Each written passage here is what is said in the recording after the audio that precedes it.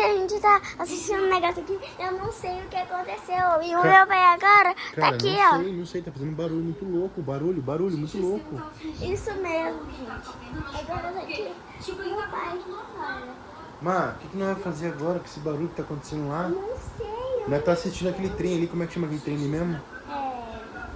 Como que chama eles? Aí o barulho é tão alto que ela não tá nem lembrando o nome. Ela não tá nem lembrando, galera. Ela tá esquecendo o nome por causa do barulho, galera. E agora? Estevão Gabriel. Estevão Gabriel, mas o barulho não deixa ela pensar. Então, olha, a gente tá assistindo aqui. Estevão Gabriel. Estevão. Eles estão no elevador e a gente não sabe o que vai fazer, porque... Galera, tá muito barulho. Muito barulho. Muito. E da onde? Vocês estão ouvindo esse barulho? Escuta, ó. Vocês estão escutando esse barulho, galera? A gente tá escutando um barulho que vem dali. Tô com medo, galera. Muito medo. Eles vão tentar.